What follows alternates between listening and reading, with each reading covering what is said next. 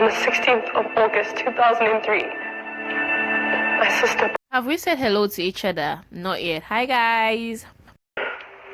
Describe the imam again. Oh, it had something that looked like ripples or... Welcome back to today's video. As I always say, DM me if you haven't watched the full episode on Instagram so that I let you watch. Oh my god, finally it's the last episode which I'm going to be reviewing, and definitely we are going to be talking about season 2, which is going to be coming your way very soon. Season 2 of Blood and Water definitely is going to be coming back. When is what I'm going to tell you guys in another episode.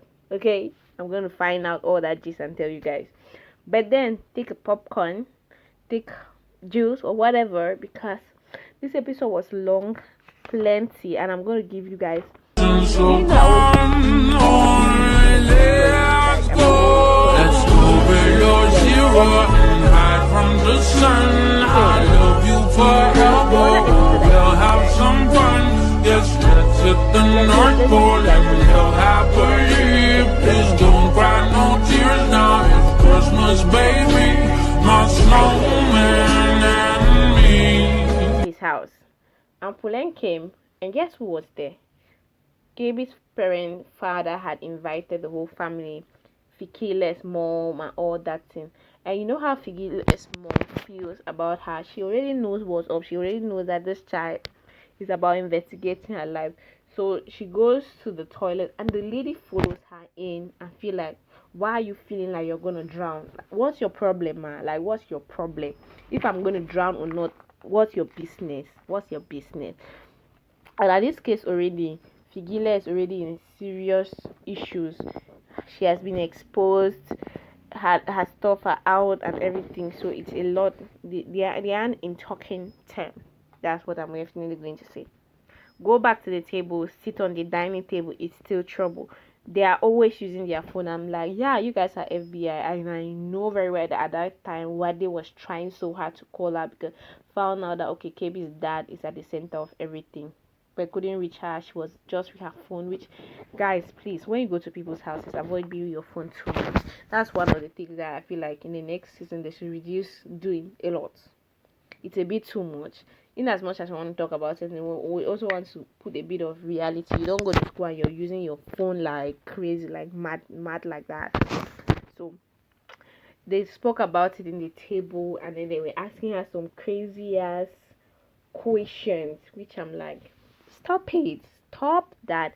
She leaves. Finally tell her that her father's case is coming. She leaves, goes and confronts her dad, and yeah, she cries with her dad, and they had this discussion. Her dad is just like one sweetheart. She goes out, go and meet her friend. They talk about it, and her mom is like, okay. Her mom definitely, they were going to school the next day. Her mom was okay. Talk to me, baby. Talk to me.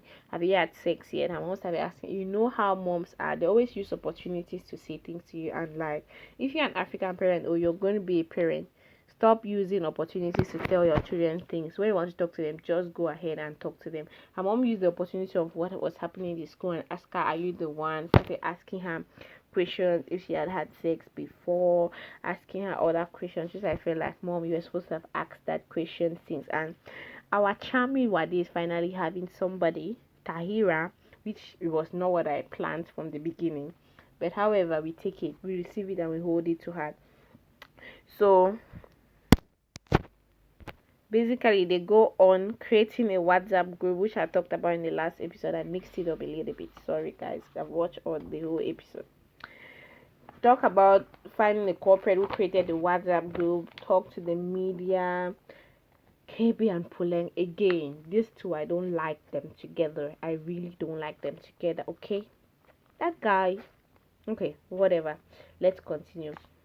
So Wendy comes, confronts the principal. This is before everything went down. Confronting the principal, like, why is her own case different and all that thing. She is no more like, I feel like the character Wendy is super annoying. She likes comparing. She likes to be the best. She's just like, girl, shut the fuck up. Like, stay the fuck quiet. Stay quiet. And the next person, which is our Zama. I don't know what to say to Zama in particular. But this guy leaves you, and you know very well. I don't know whether he's bisexual, whatever he wants Zama and he wants Mark, and he made out with a boy, and now he's coming back to Zama, and Zama is cool with it until he starts spilling tea. I'm like, this girl, you can't shut up. You can't. These are the kind of friends I need to sew their mouth. Or however, you be careful. Thank God that she didn't tell her a lot of things because her mouth can't sit quiet. Finally, Puleng, my own Puleng finally had sex with KB, and I was like, baby girl, this was your first person. You aren't ready yet. I know you want information. I know you're carried away, but baby, like that was so early. She didn't regret it anyway, but it was kind of early. I'm not judging. I'm just saying. So don't come at me. On coming back, she noticed that somebody had broken into their house, taking nothing except her DNA kit, taking her laptop, which she called Wade, and was talking about it. Definitely, the person wanted the information that was on her laptop and taking that DNA kit, which she had never used. And she noticed that this card was following her, which we saw in the episode. And after track of everything, found out that it was KB's dad, who is around everything, which becomes a big problem. That's her boyfriend. Like, if she has to go down that route, Figu's life will have to change direction, KB's life will have to change, and they'll have to go to prison. And who is supposed to be blamed? Definitely, she will be blamed for everything that is happening. So Figile and her parents are basically at this point they're always arguing because a lot has been happening. They want her to change school, she isn't, and we see her dealing with pain in a certain way, which I begin to ask, how do you deal with pain? Do you scream? Do you take a retreat? I personally, when I feel pain, I cry. Like, I cry a lot. I'm like a cry baby. It was different, and the character Figile, she had to scream it out. The parents, they argue, some people argue, some people transfer aggression, but I feel like the best thing you could do is cry it out, take a retreat, go and shout wherever you are, do whatever you want, but let the pain go away, especially when it's heartbreak. I'll just say my condolence, but if the pain is real, just do what you gotta do, and you'll definitely be fine. And Mr. Morgan, finally, the coach, Mr. Morgan, kicked out by his wife. His wife was the one taking care of him and all that. So finally, like, yeah, come and be going, get out. And Figile, basically her boss out was like, it seems her scholarship was not getting to where she wanted it to be. She tried to drown.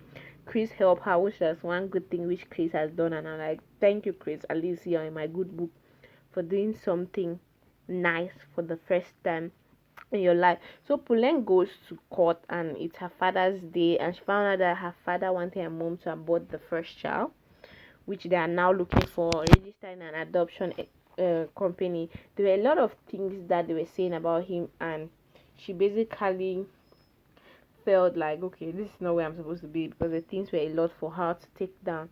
She left the place, went out, and he met KB's dad, spoke to her, and like at this point in time, she already knows that that man is not to be trusted, and he's the cause of all these things which are happening right now, which we will be finding out come season 2.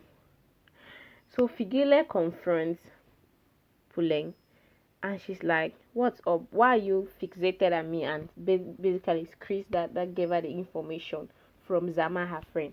So what's the problem? Why are you in my life? Why are you trying to know more about me? Confronts her, and she was like, it's complicated, you won't understand. And her diary was in her hand, so she just pushed her diary, fell down, opened up, saw pictures, and she just had to spill the tea, because at that point she saw her pictures, she saw her child pictures, she saw her adult pictures, which she had taken from her Facebook or her Instagram page. So she told her this, that she was born on the 16th of August 2003, and yeah, that was the date their sister was stolen, and her real name is Kumalo. She feels that she is her sister. I'm like, boom boom boom boom. This is the highlight of the show. This is where everything gets hot, gets steamy, gets sassy. This is where things go from left to right to center, and I'm like, okay, what's up? Like, nigga, what's gonna happen now that the tea has already been spilled? Everything is out in the box. So that was it with season 1 of Oh my god, season 1 of Blood and Water, guys, I will miss you a lot. It's been an amazing journey reviewing from episode 1 to episode 6, and I'll definitely do a Q&A for my South African family because I've grown to love this series so much, and definitely going to do a Q&A after this, and I'm going to be taking you guys along to see how their life after this and telling you guys the release date for the season 2 virtually during the Q&A. That's one of the things that I promise you guys I'm going to do. So in season 2, what my expectations and definitely what we are going to be seeing, DNA will be carried out, and through the DNA find out that that's the sister. She knows that she's the sister already, and she'll want to help her because they are influential. That's what I'm anticipating to see, basically. Because the parents are influential, they'll not let it slide. Things will happen. Kidnapping might get into it. It's going to get harder and harder. Like, things are going to go from 0 to 1,000 real quick, and they are going to try to probably take her to another place or take her to another country, because the fact that she's already aware, she'll be curious and she'll want to know the truth. But because they won't want her to know, things are going to go right up. Father will definitely not be going to jail when the truth is going to come out, and at the end of the day, we want to see the truth. We want to see the family go back to normal. I want to see Wendy change. She should stay out of that club until she change. I want to see Wade and Tahira happy and joyful. I want to see Chris should just stay with Mark, and as for Zama, she just stay on her own and try to control. There was one question that why I was watching, I was asking myself. Yeah, that's number one, they wear hair to school. The main character, the major characters of the play, and the other lady, as for KB, has rasta on her hair, which is normal because the schools have seen if you love in my country, which are like international schools, good big schools, they're allowed to do their hair. It is what it is. Your father did wrong, but my problem you have a car, you're rich because your father did wrong so much. Like, at every time because they are using their phone, even when Figela was talking to the principal, she was using her phone. I was like, babe, what happened? You guys will live happily ever after. And one thing though I noticed was what I think she sends messages or and what I assume and what I want to see in season 2. You know what's up, you guys? That editing was guys definitely with the Q&A or other personal I feel like videos about them, which I'm going to do. It should be limited. And what's that? Definitely I'll be back. No matter how private the guys, you people are allowed to bring one season 2. Maybe you guys are allowed to. Bye guys. Just out of class, which I don't know. I really don't.